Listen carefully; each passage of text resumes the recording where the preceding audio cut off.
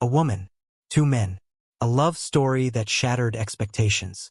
Before we begin, don't forget to subscribe and give this video a like. It means a lot to us. Isabel's dream first bloomed in a quiet neighborhood nestled deep in an old district of Chicago. It wasn't a glamorous place by any means, but that neighborhood lit a fire in her. A boundless curiosity that began in childhood. From the cracked red brick walls to the tight alleyways, even the old stone lions sitting abandoned on a neighbor's porch, Isabel always asked, "Why is it like this? Why was this put here?" That constant questioning eventually turned into something more, a thirst to understand the world. She devoured newspapers and magazines, reading eagerly about the U.S. and the globe, always hungry to learn more. She started school earlier than most kids her age and quickly stood out as a bright, driven student. Her classmates called her a nerd, but Isabel wore that label with pride. It became part of who she was. Her mother was a schoolteacher, her father a longtime employee in local government. They both believed deeply in education, encouraging Isabel when she showed signs of wanting to learn ahead of the curve.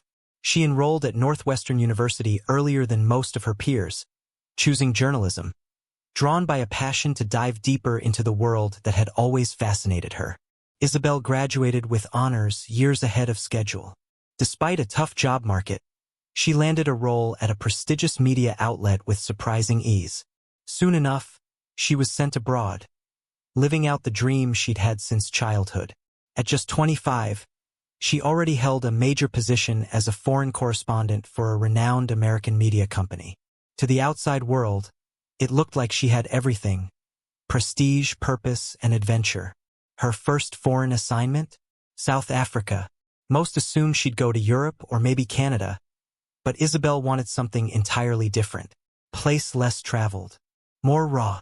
South Africa, a land so far removed from the familiar rhythms of Chicago, was a tapestry of languages, traditions, and histories. While many people back home thought of Africa in oversimplified images, deserts, wildlife, tribal drums, Isabel knew better. She'd studied African history during college, but reading about it was nothing like experiencing it. As the plane crossed the sky, the sharp line between earth and horizon stretching endlessly, she stared out the window, heart racing. What will I write about here? She wondered. There was no way to predict the rush of emotions and moments waiting for her, but somehow, she felt ready. After a few connecting flights from O'Hare, Isabel landed in Cape Town. The view hit her like a wave, the distant outline of the mountains standing tall and regal, the sea below glimmering emerald green. But Cape Town wasn't where she was assigned. Instead, she was sent to a small city in KwaZulu-Natal province. Compared to Chicago, it was quiet, almost pastoral. The town blended seamlessly with nature, green trees everywhere, the sky impossibly wide, with small shops and scattered homes tucked between thickets of trees. She began writing immediately, speaking with locals and reporting on serious matters: politics, economics, urban development. But she also wanted to immerse herself in the culture. So on her days off, she explored street markets, tried spicy, unfamiliar dishes in roadside diners, and watched traditional dance shows whenever she could. Every day felt new, and somehow not long enough. Then one day, Isabel heard about a local heritage festival happening deep in the countryside. With notebook and recorder in hand, she traveled to cover it. The festival was alive with color and rhythm. Locals dressed in bright, traditional attire danced and sang in circles while drums echoed through the valley. There were only a few foreign visitors, and Isabel stood out, notebook clutched tightly, eyes wide. As she made her way through the crowd, a tall, broad-shouldered man brushed past her, lightly grazing her arm. Startled, she looked up and locked eyes with someone striking. Sharp features, dark skin, and an inviting calm in his expression. He smiled. Quiet, genuine smile. "Hi," she said, her curiosity piqued. "Can I ask you a few questions about the festival? I'm a journalist from the U.S., here to cover the event." "Of course," he replied warmly. "I'm Adima. Ask away." "And welcome." Isabel beamed. "Thanks. I'm Isabel. It's my first time at a festival like this." What are the main events? The highlights? Adima nodded and began explaining the rich meaning behind each ceremony. Isabel was amazed. Even though he wasn't speaking Spanish or even her native slang, she understood him effortlessly. Later she learned he'd spent years working with international tourists and had picked up several languages and accents. He was free-spirited but grounded, working as a volunteer for a local cultural event organization. They walked together through the grounds, and Adima shared stories, pointing out dancers and explaining the traditions. He offered her a plate of local food at a small table under the trees, the wind gently rustling the branches above them. Everything felt light, easy, warm. Then, as the sun climbed high and the drums continued, another voice called out over the crowd, cheerful and familiar. Adima, fancy seeing you here, covering the festival too. The man who spoke was about Adima's height, but carried himself differently, more reserved, but no less charismatic. His name was Caesar. He, too, was striking, dark-skinned with a rugged elegance that drew attention without effort. He glanced at Isabel with interest and smiled. Hi, I'm Caesar. I've been helping cover the festival as well. Just about to take a break. Isabel found his polished look and quiet confidence intriguing. I'm Isabel, a journalist just here to learn more. Adima's been showing me around. Caesar nodded. I figured. I'm from another region, but I've always admired this festival since I was a kid. Two men. Same day. Same festival. Both helping her. Felt like more than coincidence. That evening, Isabel sat near the main stage as the marriage ceremony, the festival's highlight, unfolded. Drums thundered. Laughter echoed. A slow, haunting dance swept across the clearing. Then a couple, dressed in dazzling ceremonial garments, stepped onto the stage. They vowed their lives to one another as the crowd erupted in cheers. The scene struck Isabel deeply. It was beautiful, foreign, and achingly sincere. In that moment, she knew she had to learn more about these traditions, these people, their understanding of love. And so began her journey, researching South Africa's marriage customs and legal frameworks. One night, tucked in a local library, she stumbled across an article that mentioned something curious. In certain remote communities, polyandry was still quietly recognized, and Isabel couldn't stop thinking about what that might mean for culture, for tradition, and maybe even for love. A compact village, nestled between low rolling hills and grasslands that shimmered gold under the sun. Isabel, Adima, and Caesar were guided into the heart of the community, where mud-brick homes stood firm against time, and the people lived by rhythms passed down for generations. Far from modern customs, this village preserved an ancient way of life. Most stories about African marriage systems focused on polygyny, where one man had multiple wives. But here was one of the rare places where polyandry still quietly endured. A woman, with the agreement and understanding of her partners, could share a life with more than one man. At first, Isabel had doubted whether such a structure could truly function in today's world. But the deeper she researched, the more real it became. Adima and Caesar, she soon discovered, were already colleagues, often working together on cultural projects. Their collaboration had always been friendly and professional. Yet since Isabel entered their lives, their paths intertwined more than ever. Whenever Isabel traveled for her reporting, one or both would accompany her. Along the way, her heart slowly began to open. Adima had a generous spirit and a warmth that comforted her. Caesar, on the other hand, was calm, focused, and intensely driven. They came from different worlds and offered different types of love. Sometimes the three would share dinner, laughing under lantern light. Other times, they'd attend traditional dance shows together. Their conversations were a tapestry of perspectives. In this region, one would say, the ceremony's like this. But over there, the other would chime in, everything changes. These talks didn't just educate Isabel, they transformed her. Her work flourished. So did her feelings. Back in Chicago, it would have been nearly impossible to meet two men like them. She could feel her heart beating faster just thinking about them. Eventually, Both Edema and Caesar began to express deeper feelings. Compliments turned into gentle confessions. "You bring me peace," one said.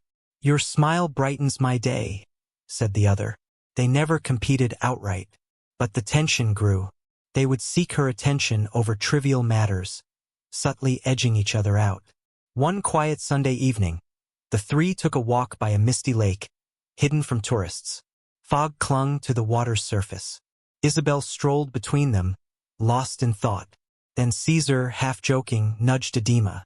"You've been spending a lot of time with Isabel lately, haven't you?" It was meant as a tease, but Edema responded with an unexpected seriousness. "Me? You're the one calling her every day, always meeting up with her." The moment froze. Their eyes locked, no longer playful, but edged with challenge. "Stop it, both of you," Isabel said, startled. But they had already crossed an invisible line. The conversation heated. For the first time, Isabel realized what was happening wasn't just friendship or cultural curiosity. It was love. Two loves, arriving at once. She threw herself into her work, traveling to more provinces, covering different marriage systems, even conflict zones. But each night, as she returned to her quiet guest house, she saw their faces. Letting go of either man felt like tearing out a part of herself. Could she really love two men? Could such a thing ever be accepted? That's when the idea returned: polyandry. Not as a strange cultural footnote, but as a living, breathing possibility. She began to distance herself, politely but intentionally. And in the background, she researched hard. She interviewed elders, read case studies, and even spoke to women living in such arrangements. These communities were rare, yes, but real. And in them, the relationships worked under one condition: mutual understanding and consent. One day, Isabel sat them both down at a small restaurant. The tension was still there, but she was calm. "I have something to share," she began. "I've been thinking a lot. You both mean the world to me. And the truth is, I don't want to choose." Edema and Caesar glanced at each other, startled. "I recently came across something you may have heard of: polyandry." Their eyes widened. The term wasn't new, but applying it to their lives was unthinkable. "I know it sounds strange," she said gently, "but I love you both. Not because I'm confused, because it's the truth. And I don't want to lose either of you." They sat in stunned silence. Isabel wasn't speaking from whim or desire alone. Her eyes carried a deep sincerity. She had considered this fully. Edema broke the silence. "Sharing you with Caesar, it won't be easy. What about jealousy? How will we keep peace?" Caesar looked down. "And what about society? My family, what would they say?" Still, their love for her was clear, and neither wanted to lose the other as a friend, either. "What if," Edema said hesitantly, "we visited one of these communities ourselves? There's a village near where I grew up that practices this." Caesar hesitated, but slowly nodded. "Let's see it for ourselves." So they went together. The journey was long. Roads turned to gravel, then dirt. They rode in a jeep, then walked for miles through golden fields and dusty paths. When they reached the village, the people eyed them cautiously. But Edema stepped forward and explained. Soon they were welcomed. What they would find in that village might change their hearts forever. The village homes were simple, built from earth and tradition, nothing modern, nothing flashy. Life here clung close to the soil and the sun. At dawn, roosters called out across the hills, and by daylight, villagers gathered to tend gardens or cook together. When night came, they sat by a crackling fire, exchanging old stories, laughter, and memories under a wide sky full of stars. Isabel, Edema, and Caesar spent several days in the village, asking questions directly, learning from the people who actually lived this life. One elder said it best: "We don't discriminate against who we love, nor do we force a woman to choose only one man. The foundation is simple: mutual respect and care." Those words stirred something deep in Isabel. This life, it's real, she thought. It's not easy, of course. But if we talk, if we try, maybe, just maybe it can work. Still, practical concerns crept in. Isabel was a 25-year-old American woman, raised in a traditional family in Chicago. How would she explain this to her parents, her friends, her employers back home? The media company she worked for certainly hadn't sent her here to fall into a three-way love story. She also met women in the village who had entered polyandrous relationships not by choice, but because it was the norm. That haunted Isabel. Was she truly making a free decision? But as she sat alone one night under a starlit sky, she found her truth. Yes, I do love them, both, and I want a life with them. On the way back from the village, Adema and Caesar talked, honestly, openly. They both loved Isabel. But if they kept seeing each other as rivals, it would only lead to heartbreak. So they decided, if Isabel wanted both of them and if they both meant something real to her, then maybe they should protect and love her together. Sure, jealousy still lurked beneath the surface. But their love for Isabel, and for each other as friends, ran deeper. They made a bold choice to marry, to form a real, recognized union in South Africa. Researching the legal side was tricky. There were no straightforward laws supporting polyandry in most parts of the country. But in certain traditional communities where custom was law, it was accepted. Not with official paperwork, but with cultural recognition. If we live together, Caesar said one evening, and this community recognizes our family, that's enough for me. Isabel nearly cried. His voice held nothing but truth. Of course, not everyone welcomed the news. Her parents in Chicago were horrified when they heard. Have you lost your mind? Her mother sobbed over the phone. How could you choose such an absurd life? Her father's voice trembled with anger. Isabel's heart ached. She didn't want to hurt them, but this love, this life was her deepest truth. With tears streaming down her face, she said, I know it sounds strange, but these men, they mean the world to me. Africa isn't some far-off place anymore. It's my home now. Please, give me time. Let me show you I can be happy. For months, she stayed away from the U.S. Her media company kept calling, but she didn't return. She still reported on local stories, but in her personal life, her time was devoted to Adema and Caesar. Together, the three worked hard to make things work. Talking through jealousy, setting honest expectations, creating rules to protect their emotional balance. What if I want time alone with Isabel? Caesar once asked. Adema nodded. Then say so. We'll listen. It wasn't always easy, but it got easier. Isabel promised. I'll always do my best to be fair, to love you both fully. When the wedding came, it wasn't a grand affair. No parade, no spectacle. Just a sacred, quiet ceremony in the village they had come to love. The elder gave a heartfelt blessing, then pulled all three into a warm embrace. Villagers surrounded them with laughter, flowers, and brightly dyed fabrics. Isabel cried. This is the love I've chosen, she thought. Maybe the world would judge them, but here now they were being blessed. Later, the three walked hand in hand through the village as children danced behind them, singing joyfully. It was like a dream. And then, the news came. Isabel was pregnant. First, she couldn't believe it. A baby? Joy, fear, wonder. Adema and Caesar were over the moon. When Isabel battled nausea or wept with emotion, one would cook her porridge while the other brought her fresh fruit. Sometimes she'd feel guilty, so loved, so cared for. But Adema would take her hand and say, We're a family. This is natural. Caesar would smile and add, When you're happy, we're happy too. Eventually, she gave birth to a healthy baby boy. His skin was a soft blend of all three. The villagers gathered again, cheering, welcoming him with joy. A new life for a new kind of family, someone said. Yes, the world he would grow up in wouldn't be easy. He had a white American mother and two African fathers. But the three of them had made a promise. If they loved and supported each other, this child would grow up safe and happy. They gave him a name that blended both cultures, a name that carried their hope. Officially registering the birth wasn't simple, but the village accepted him without question. As the joy of parenthood filled her days, Isabel still felt a quiet ache. Her family in Chicago had not yet made peace with her choices. Her company had hinted they might assign someone else in her place. Now she faced a question. Return to Chicago or stay? Then one day her father called. How long will you stay cut off from your family? He asked. His voice still had edge, but the anger had faded. Her mother got on too, crying. We miss you.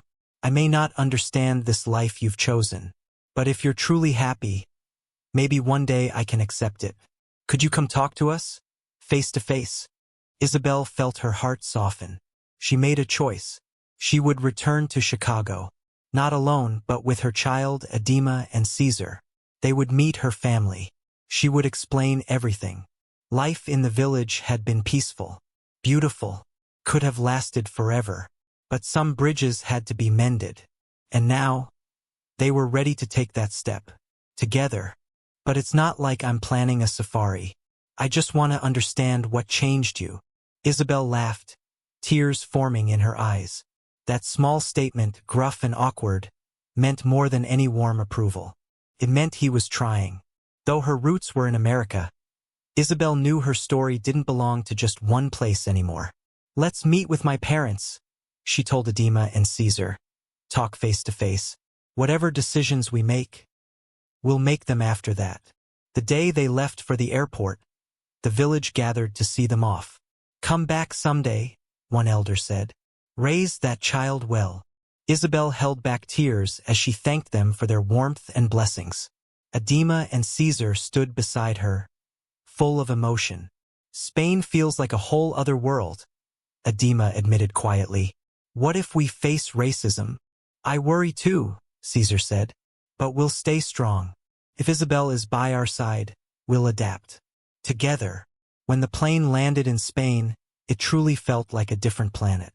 The air was cooler, the streets more rigid, the people buttoned up and stylish.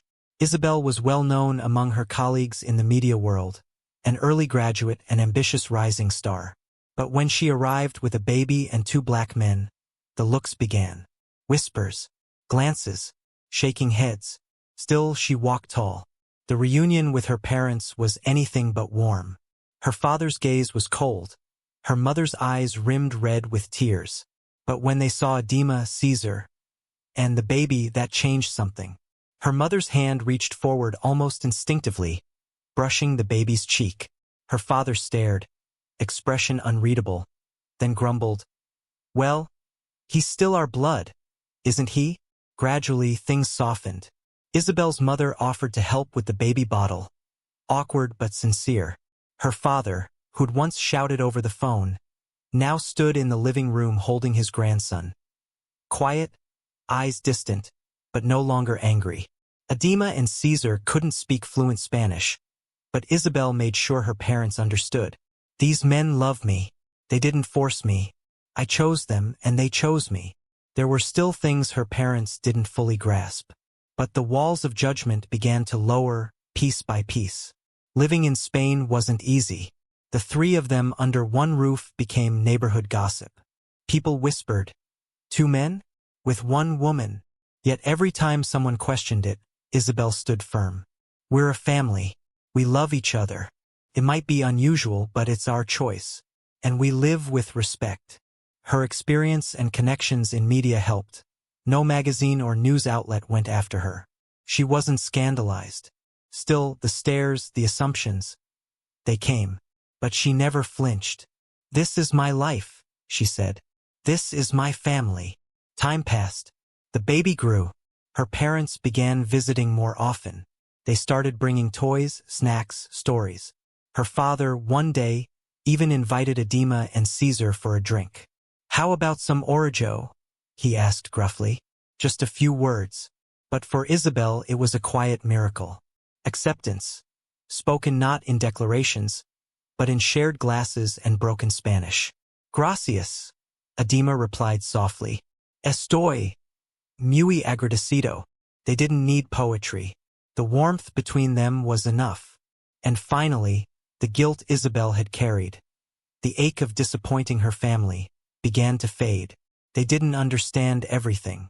Maybe they never would. But they were trying. They were seeing her, not her choices. Together, She and her new family decided to stay in Spain for a while longer. Her son deserved to know where he came from, to learn Spanish traditions, to make memories with his grandparents. Adema and Caesar agreed. "We want to know your world better," they told her, "to understand the love that shaped you." At first, their home drew curious eyes. People gossiped, joked, whispered. "That woman's got 2 foreign men," someone would say. "But the kid's adorable." Others would admit, "They're always calm, never fight. Kinda sweet, really." Time passed. 1 year, then 2. Legally, their marriage wasn't recognized in Spain. No paperwork acknowledged it. But hearts did. Their neighbors did. In every practical way, they were family. Isabel became a freelance journalist, publishing cultural essays about Africa in global magazines. Adema and Caesar worked as tour guides, language tutors, cultural exchange hosts. They learned Spanish slowly but with purpose. Their love for the child never wavered. When one cooked, the other played. When Isabel worked, one parent held the child close. As he reached 5 years old, he looked around at his friends and saw their families. He didn't see himself as different. "I have 2 dads and a mom," he'd say proudly. "That's just how my family is." He didn't grasp the weight of what that meant. But he felt the love. Conflicts still happened. Of course they did. Jealousy, miscommunication, fatigue. Sometimes Isabel needed time alone with Adema. Sometimes Caesar longed for a quiet walk. The one left behind always felt a pang. "But you said we'd go out today. Just us." Those feelings couldn't be erased. But they talked. They listened. They tried. "It's not that I don't love you," Isabel would say gently.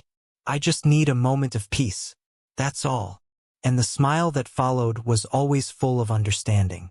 Then, one day, Isabel's parents suggested something unexpected. "We want to go to South Africa," they said. "We've seen you here, but we want to see what you saw. We want to understand why you chose that place, that life." Isabel was stunned. You'd really go?" she asked.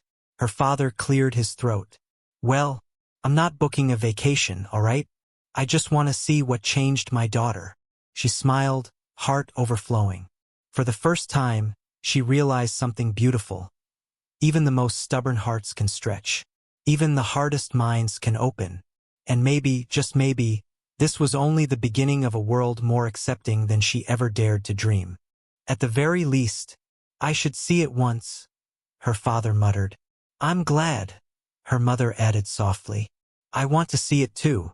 And so, the entire family, Isabel, Adema, Caesar, their son, and Isabel's parents, boarded a flight back to South Africa.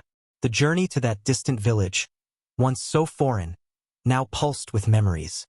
As the jeep climbed winding roads and the familiar landscape came into view, Isabel's heart beat faster. The villagers welcomed them warmly, just like before. Now not only welcoming Isabel, Adema, and Caesar, but her parents too. Her father, walking along the village path, looked around and said, almost in disbelief, "You really love this place that much?" Isabel smiled gently. "It's more than love. The people here embraced me with kindness. This culture, it inspired me. Here, I discovered the kind of love and family I never imagined was possible." Her mother was quiet at first, eyes wide as she observed the simple but profound rhythm of village life. People rose with the sun, shared meals, worked in harmony, and raised children together, regardless of bloodlines. She saw not just polyandry, but polygamous families too, each operating with their own rules, built on mutual respect and understanding. "If there's real love, maybe you really can live like this," her mother murmured, watching a communal dinner unfold. A festival happened to be taking place during their visit.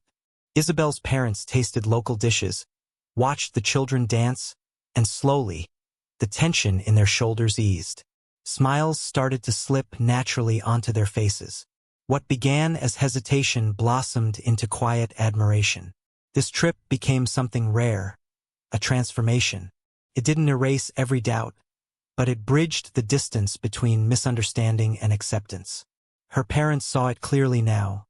Their daughter and these two men, her husbands, truly loved each other, and they had overcome more than most families ever would.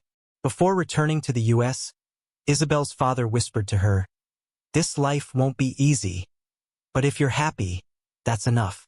The weight behind those words nearly shattered her. She hugged them both fiercely. "Thank you, truly." Her father patted her back, eyes red but proud. After that, Isabel began living between two worlds, sometimes in Spain, sometimes back in the village. When their son grew older, he spent more time in Spain with friends, and Edema and Caesar shifted between continents based on work, family, and what life demanded. They were always facing new decisions, new challenges, but never forgot. They were a family. Because they were a family, they shared their hearts. Because they were a family, they forgave. Because they were a family, they showed up even in conflict and took responsibility. They raised their child together. They planned for tomorrow together.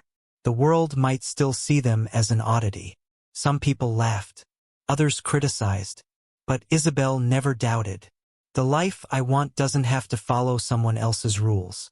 If love exists, real love with respect and kindness, then that is the path to happiness.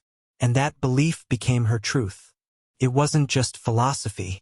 It was a life, lived with joy and pain, peace and difficulty. During this time, their home was filled with every emotion imaginable. Tears, laughter, hope, doubt.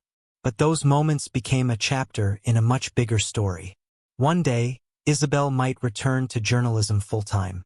If she does, she'll write with deeper wisdom than before.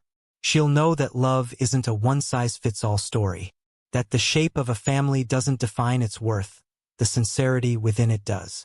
Maybe someone will read her article and realize that love and family don't need to be legally certified to be real. Maybe they'll see that the bonds created through respect and care are every bit as powerful as traditional ones. Because this isn't just a love story between one woman and two men. It's a chronicle of courage, a testament to defying norms, confronting prejudice, and carving out joy in unexpected places. Today, Isabel writes not just as a journalist, but as a mother, as a woman who dared to love deeply, as someone who rewrote the rules of her own life. And Edema and Caesar, they stand beside her, husbands, fathers, partners in this remarkable journey.